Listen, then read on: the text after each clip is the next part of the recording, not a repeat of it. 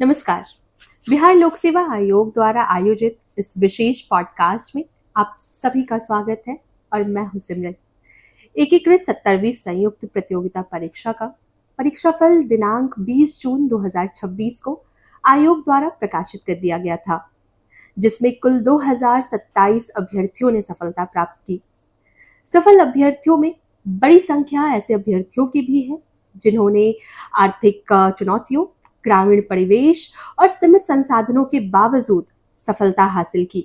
इस दौरान social media के विभिन्न प्लेटफॉर्म्स पर कई ऐसे विश्लेषक और कथित शिक्षकों द्वारा परीक्षा फल का लगातार विश्लेषण भी किया जा रहा था और अभ्यर्थियों को भ्रमित एवं गुमराह करने का भी प्रयास किया गया। सोशल मीडिया पर चल रहे ऐसे तमाम मुद्दे और कुछ महत्वपूर्ण सवालों पर चर्चा करने के लिए आज हमारे साथ मौजूद हैं भारतीय प्रशासनिक सेवा के वरिष्ठ पदाधिकारी एवं बिहार लोक सेवा आयोग के परीक्षा नियंत्रक श्री राजेश कुमार सिंह जी। सर, आपका बहुत बहुत स्वागत है। सर, परीक्षा फल आयोग द्वारा जब प्रकाशित किया गया उसके उपरांत देखा गया कि सोशल मीडिया पर कई कथित शिक्षकों और विश्लेषकों द्वारा परीक्षा फल का विश्लेषण किया जा रहा है और उस दौरान एक जो मुद्दा बहुत ज्यादा देखने को मिला वो था English medium versus Hindi medium का। सर, तो बहुत सारे अभ्यर्थियों का सर ऐसा मानना था कि इंग्लिश मीडियम के अभ्यर्थियों को हिंदी मीडियम के अभ्यर्थियों की तुलना में आयोग में अधिक अवसर मिलते हैं। तो सर, इस पे आप क्या कहना चाहेंगे? सर, इसमें सबसे पहले मैं कहना चाहूँगा कि यूपीएससी की तरह बिहार लोक सेवा आयोग फॉर्म भरवाते समय मीडियम नहीं भरवाता है, इसलिए हमें खुद ही नहीं पता रहता है कि अगर फाइनल रिजल्ट निकला है तो उसमें कितने हिंदी मीडियम के छात्र हैं और कितने अंग्रेजी मीडियम के छात्र हैं। जो कोई भी ऐसा आंकड़ा प्रस्तुत कर रहा है केवल भ्रमित करने के लिए प्रस्तुत कर रहा है। जो डेटा हमारे पास नहीं है वो किसी शिक्षक या किसी छात्र के पास कैसे हो सकता है। आयोग कोई फॉर्म में ऐसा प्रावधान ही नहीं रखा है कि इंग्लिश हिंदी मीडियम भरा जाए। जिसको जिसमें सुविधा है अपना परीक्षा देता है। ये केवल भ्रांति फैलाने की कोशिश की जाती है। ऐसा कुछ नहीं है कि हिंदी मीडियम के लोग ज़्यादा आए, अंग्रेजी मीडियम के लोग कम आए। ये तो ब्लाइंड असेसमेंट होता है, कॉपी जांच होती है, उसमें जिसको जैसा मार्क्स मिलता है उस हिसाब से आता है। सर, सोशल मीडिया पर मैंने ये भी देखा कि अभ्यर्थियों का डिमांड था कि कितने जो अंतिम परीक्षा फल है उसमें कितने अभ्यर्थी जो हैं विभिन्न माध्यम से जो हैं सफल हुए हैं। तो क्या आयोग के पास कोई ऐसा डेटा है जिससे पता चल सके कि इंग्लिश मीडियम के कितने अभ्यर्थी सफल हुए हैं और हिंदी मीडियम के कितने अभ्यर्थी सफल हुए हैं? ऐसा कोई डेटा हमारे पास नहीं है। जैसा कि मैंने आपको बताया, ये डेटा तभी आ सकता है जब फॉर्म भरते समय हम इंग्लिश या हिंदी मीडियम भरवा लें अभ्यर्थी से। और दूसरा एक ही तरीका है कि 70वीं में 20,000 लोग अपियर हुए थे, तो 20,000 लोगों की कॉपी चेक करके आप मीडियम देखिए, तो ये कोई आंकड़ा पाने का तरीका नहीं है। हमारे पास ऐसा कोई आंकड़ा नहीं है।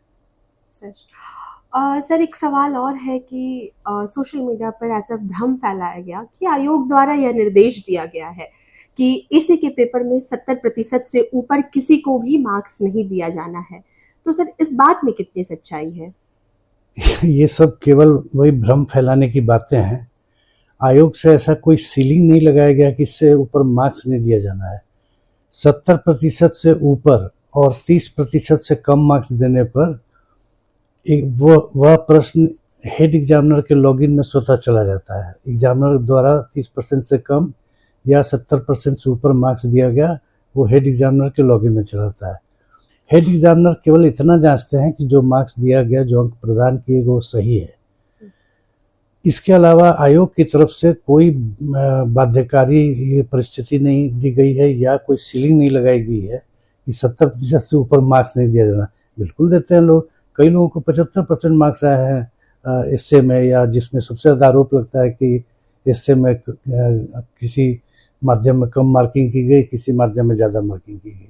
ये सब बिल्कुल गलत बात है।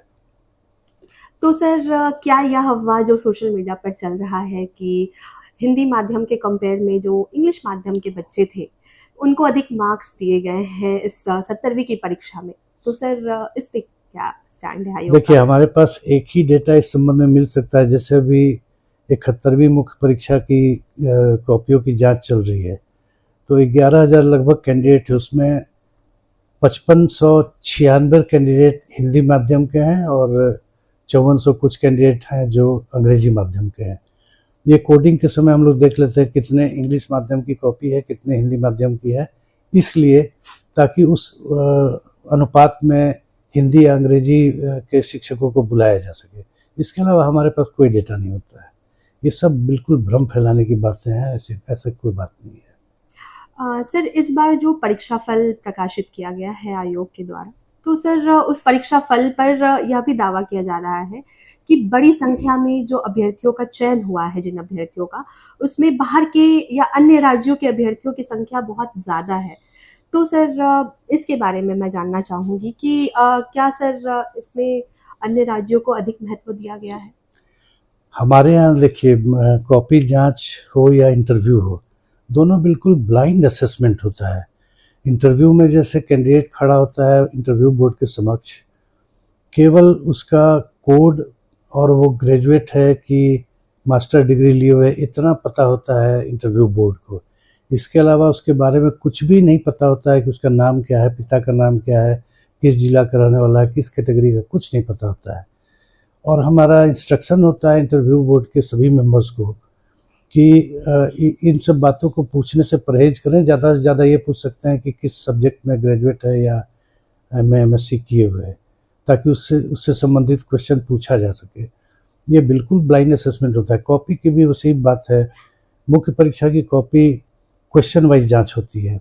अभी मैं उसका प्रोसेस बताऊंगा, तो उसमें कहीं कोई गुंजाइश नहीं है कि आप किसी को फेवर कीजिए, किसी को डिसफेवर कीजिए। ये सब बिल्कुल भ्रांति फैलाने की बात है सर। और हाँ, एक चीज़ और मैं कहना चाहूँगा, रही बात कि बाहर के लोग और बिहार के लोग, 829 जो जनरल कैटेगरी के कैंडिडेट सफल हुए हैं अनरिजर्व, उसमें 333 बिहार के बाहर के हैं।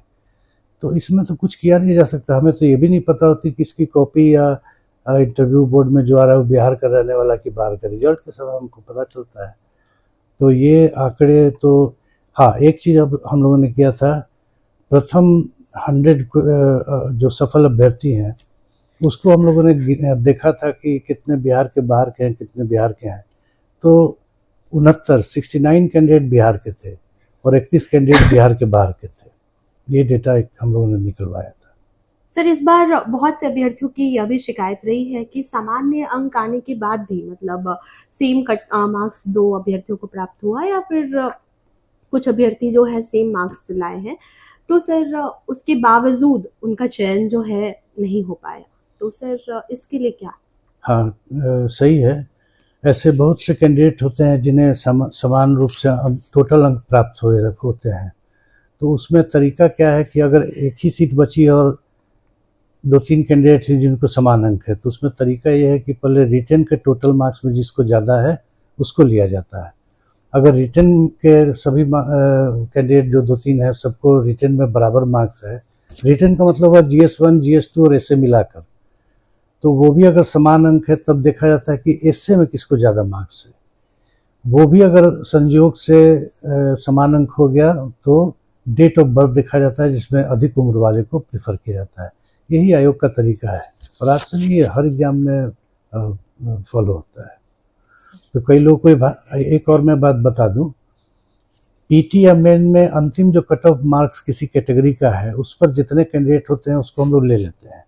जैसे मुझे याद है 70वीं के मुख्य परीक्षा में 445 जो जनरल कैटेगरी का कट ऑफ गया था, अनरिजर्व कैटेगरी का, तो 445 अंक पर 26 स्टूडेंट थे। मैंने गिना था 26 स्टूडेंट थे। तो मुख्य परीक्षा और पीटी में क्या होता है कि 26 को हम लोग ले लेते हैं। उसमें चूँकि सीट का लिमिटेशन होता नहीं है, लेकिन फाइनल रिजल्ट में सीट का लिमिटेशन होता है, इसलिए हम पहले देखते हैं कि एग्रीगेट मार्क्स किसका ज़्यादा है। वो अगर समान है तो फिर देखते हैं एसए में किसको ज़्यादा है, एसए भी अगर समान है तो डेट ऑफ बर्थ देखते हैं। यही तरीका है। सर, ऑन स्क्रीन मार्किंग प्रक्रिया क्या है और इसको अपनाने से क्या फायदे हैं सर? ऑन स्क्रीन इवैल्यूएशन की प्रक्रिया पिछले 3-4 सालों से आयोग में अपनाई जा रही है। ऑन स्क्रीन प्रक्रिया अपनाने से कॉपी की जांच जल्दी हो जाती है और पैरवी या इस तरह की किसी चीज़ की गुंजाइश बिल्कुल जीरो हो जाती है। ऑन स्क्रीन इवैल्यूएशन में पहले हम लोग क्या करते हैं कि सभी कॉपियों का रोल नंबर और नाम हटा करके कोडिंग कर देते हैं। डबली कोडेड रहता है कॉपी, उसके बाद उसकी स्कैनिंग की जाती है। पिछले मुख्य परीक्षा जिसकी अभी कॉपी जांच चल रही है उसमें 24 लाख पेजेस की स्कैनिंग हुई है, सब मिलाकर 11,000 स्टूडेंट हैं, लगभग 24 लाख पेज की स्कैनिंग हुई है। 70वीं में ये 32 लाख का आंकड़ा, 32 लाख से भी ज़्यादा का आंकड़ा था। तो स्कैनिंग के बाद हम लोग परीक्षकों को बाहर से भी बुलाते हैं और बिहार के भी परीक्षक रहते हैं। हर एक परीक्षक को अपने कंप्यूटर स्क्रीन पर सिर्फ एक क्वेश्चन दिखता है, पूरी कॉपी नहीं दिखती है, और ये भी रैंडमली असाइन किया जाता है। और एक प्रश्न में हम लोग कम से कम 4 परीक्षकों को लगाते हैं। हिस्ट्री या स्टैट वगैरह ऐसे सब्जेक्ट हैं जिसमें 6-7 भी लगाते हैं। एसए में तो हिंदी एसए में 14 परीक्षकों को लगाया गया था, इंग्लिश एसए में भी करीब 8 परीक्षकों को इस बार लगाया गया। तो कोई परीक्षक जैसे हिस्ट्री है, हिस्ट्री में 3 क्वेश्चन है। हिस्ट्री के 2 नंबर क्वेश्चन में सपोज हमने 6 परीक्षक को लगाया है, तो 11,000 स्टूडेंट अभी मुख्य परीक्षा दिए हैं। 11,000 में किसका क्वेश्चन हिस्ट्री का 2 नंबर किस एग्जामिनर के पास जाएगा, ये बिल्कुल कंप्यूटर द्वारा रैंडम निर्धारित होता है। परीक्षक को जैसे इंटरव्यू बोर्ड का मैंने बताया कि रैंडम असेसमेंट करना होता है, पर्सनालिटी टेस्ट करना होता है, उसी तरह बिल्कुल रैंडम उनके सामने क्वेश्चन है और उसका आंसर है, उसकी जांच उन्हें करनी होती। किस अभ्यर्थी का प्रश्न है ये सब वहाँ कुछ वो देख ही नहीं सकते हैं, तो वो जांच करते हैं, बाद में कंप्यूटर से उसको कॉपी वाइज फिर समायोजित कर लिया जाता है। और इससे फ़ायदा है कि हम अनइवैल्यूएटेड कॉपी और इवैल्यूएटेड उत्तर पुस्तिका दोनों ही स्टूडेंट के लॉगिन में डाल देते हैं, माने स्टूडेंट अपना देख सकता है, प्रिंट आउट कर सकता है। तो एक फ़ायदा तो है कि स्कैनिंग करके और इवैल्यूएटेड अनइवैल्यूएटेड कॉपी हम उसके लॉगिन में डाल देते हैं। ये कम ही आयोग में इतना पारदर्शी व्यवस्था है कि हम स्टूडेंट को देखने देते हैं कि हाँ भाई आप देख लीजिए क्या आपको मार्क्स आया है। और रिजल्ट निकालने के पहले करीब 20-22 दिन स्क्रूटनी का काम चलता है, वो भी इम्पोर्टेंट है।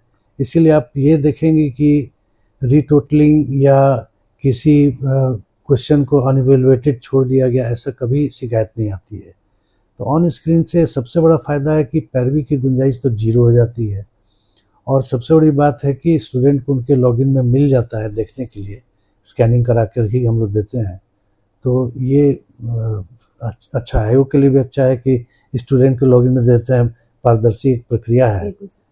क्योंकि मुझे जहाँ तक पता है बहुत कम आयोग हैं जो स्टूडेंट के लॉगिन में मुख्य परीक्षा की भी कॉपी दे देते हैं। हम लोग तो अनइवैल्यूएटेड भी दे देते हैं कि स्टूडेंट देख ले कि कोई पेज ब्लर स्कैन नहीं हुआ है, कोई पेज छूट नहीं गया है। होता है जहाँ 24 लाख 35 लाख पेज की स्कैनिंग हो रही है तो एक आध पेज ब्लर आ जाता है, तो तुरंत स्टूडेंट मेल करता है, उसको हम लोग फिर कॉपी निकलवा के रीस्कैन करा देते हैं। तो सर क्या ये ओएसएम की जो प्रक्रिया है अन्य आयोगों में भी अपनाई जाती है? हाँ, कुछ राज्य के आयोगों में ये अपनाई जा रही है, लेकिन सभी जगह नहीं, कुछ ही राज्य के आयोग, लेकिन इसकी लोकप्रियता बढ़ती जा रही है और मुझे लगता है धीरे धीरे इसका प्रचलन बढ़ेगा। सर मैं ये भी जानना चाहूंगी कि ओएसएम में जो परीक्षक होते हैं क्या उनके मूल्यांकन की भी जांच की जाती है? हाँ, ये एक दूसरा फायदा ये है कि अगर आप ऑन स्क्रीन इवैल्यूएशन नहीं करा रहे हैं तो कौन परीक्षक कितना अंक दे रहा है ये हम लोग इवैल्यूएट करना मुश्किल हो जाएगा। लेकिन ऑन स्क्रीन इवैल्यूएशन में ग्राफिकली हम लोग हर सप्ताह या 10 दिन पर ये भी देख लेते हैं, ग्राफ के रूप में हमारे सामने आता है कि मान लीजिए कि 38 अंक का एक क्वेश्चन है, तो उसमें कोई परीक्षक अधिकतम 30-32 दे रहा है और न्यूनतम 24-25 दे रहा है अगर लिबरल है। तो कोई बहुत स्ट्रिक्ट एग्जामिनर है तो वो अधिकतम 25 दे रहे हैं और न्यूनतम 16 या 17 दे रहे हैं। तो वो हम लोग ग्राफिकली देख लेते हैं और फाइनली दोनों परीक्षक को बुला करके जो ज़्यादा लिबरल हैं कि नहीं आप थोड़ा स्ट्रिक्ट होइए, जो ज़्यादा स्ट्रिक्ट है उनको थोड़ा लिबरल होइए, ताकि एक समान ये देखिए एक ही क्वेश्चन को 5 अलग अलग आदमी को आप दे दीजिए जांच करने, तो ये तय बात है कि पांचों अलग अलग अंक देंगे, एकदम समान अंक दें ये बहुत रिमोट पॉसिबिलिटी है, मगर उसको भी इक्वलाइज करने के लिए हम लोग ये ग्राफिकल एनालिसिस करते हैं और संबंधित परीक्षकों को सुधार करते हैं। जैसे एक चीज़ और बता दूं, मैं इसी क्रम में 70वीं मुख्य परीक्षा में एक परीक्षक ने हिस्ट्री के क्वेश्चन में 0 अंक दे दिया काफ़ी सारे लोगों को। ये हम लोग के डेटा एनालिसिस से ही पता चला, जबकि हम लोग मान के चलते हैं कि पीटी परीक्षा कंप्लीट करके आया हुआ स्टूडेंट 0 अंक पाने का हकदार नहीं होता। हो सकता है कि साइंस का स्टूडेंट है, आर्ट्स का बिल्कुल किसी प्रश्न का नॉलेज ना हो, या आर्ट्स का स्टूडेंट है, साइंस का कोई कठिन प्रश्न आ गया तो नहीं लिख पाया।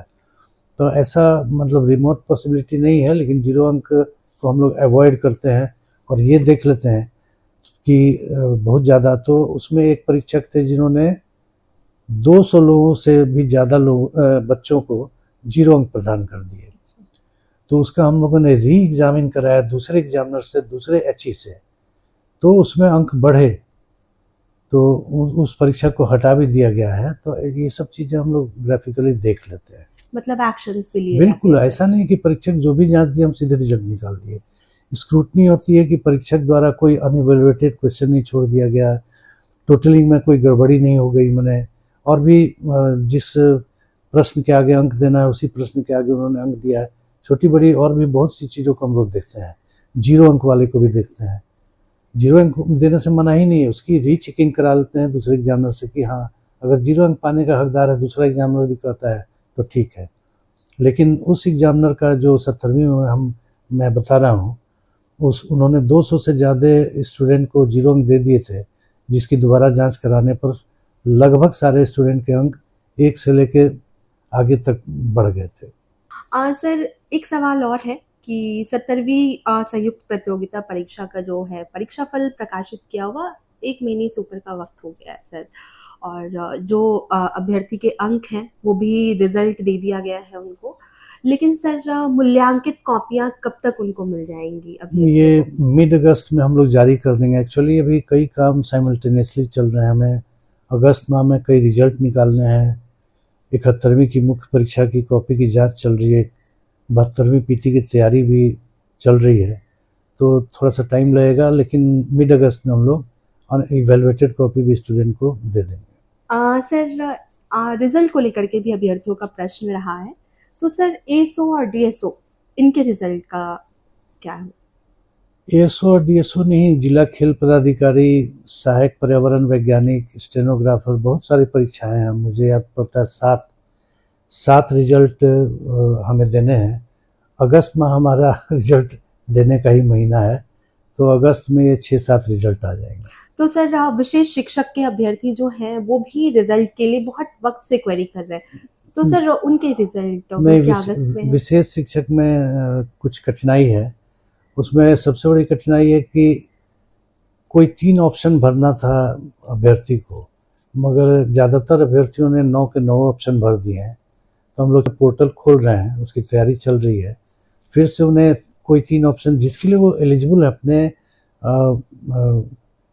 ग्रेजुएशन या इंटर उन्होंने जिस सब्जेक्ट में किया है उसके लिए वो अधिकतम 3 ऑप्शन देने के लिए एलिजिबल है, लेकिन सभी ने 9 भर दिया है। अब है क्या कि मान लीजिए प्रथम 3 हम अगर ऊपर से चुन ले जो उन्होंने भरा है, केस ये भी संभावना थी, और मान लीजिए उसमें क्वालिफाई नहीं कर रहे तो उनका रिजल्ट होते हुए भी नहीं हो पाएगा। तो हम फिर से पोर्टल खोलने जा रहे हैं, फिर से उनका ऑप्शन लिया जाएगा, उसके बाद रिजल्ट प्रकाशित किया जाएगा। सर टीआरई 4 की अधियाचना क्या आयोग को प्राप्त हो गई है? हाँ, टीआरई 4 की अधियाचना हमें प्राप्त हो गई है। उसमें थोड़ी सी त्रुटि है, उसको हम लोग आज ही शिक्षा विभाग को लिख रहे हैं, और वहाँ से त्रुटि निराकरण के बाद प्राप्त हो जाएगा तो आगे की हम लोग कार्रवाई करेंगे। तो लगभग सर अगर कोई एस्टिमेटेड टाइम अगर लेकर चले कि कब तक चले आ जाएगी अधियाचना? ये तो निर्भर करता है कि कितने दिन में शिक्षा विभाग अधियाचना को सुधार करके भेज देगा। फिर विज्ञापन तैयार करके उसका प्रारूप सहमति के लिए हम लोग भेजते हैं, तो उम्मीद करते हैं अगस्त में कभी भी हम लोग निकाल देंगे। Sir thank you so much sir.